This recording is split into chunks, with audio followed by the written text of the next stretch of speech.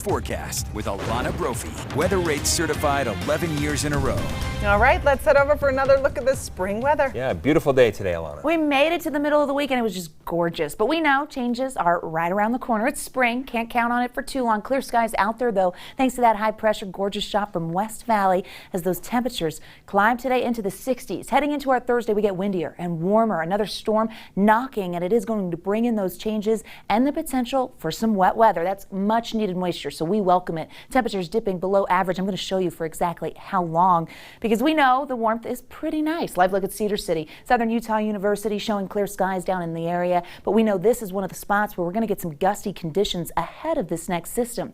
At high pressure bringing in clear skies throughout the state, we look towards the Pacific Northwest coast. Wet weather's already there. That's our next system. It's going to drop on in and it's going to bring some changes. We actually get an area of low pressure that will bring in valley rain and mountain snow, and that's not all. But today, no, we paused on all of that. We just saw gorgeous conditions. 67 in Salt Lake, 60s, heading into the 50s as we get through the next several hours.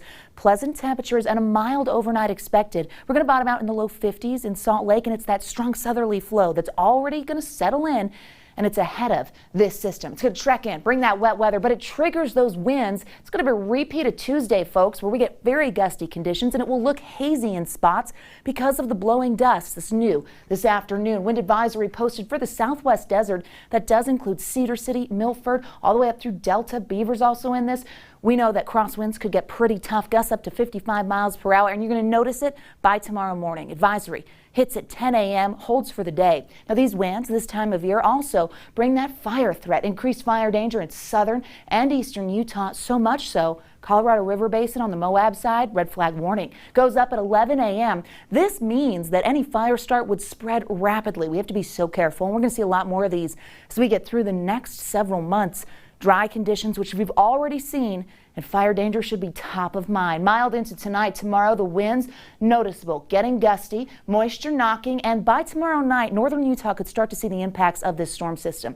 Heading into Friday, valley rain, mountain snow, and it's going to be a statewide potential here. So we could see that wet weather throughout Utah, even a shower possible down there in Washington County. That widespread moisture won't just be plain valley rain. Nope. Storm Prediction Center putting out that threat for thunderstorms. It's a general threat, not just for Utah, but for Nevada and Colorado as well. Could hear that thunder, see the lightning, so I see the skies with an active day to close the work week. Plan now. If you have outdoor plans, maybe the kids have baseball, you got to be careful. 76 tomorrow in Salt Lake, 80s on the eastern side of the state near Moab, where the winds will be cranking.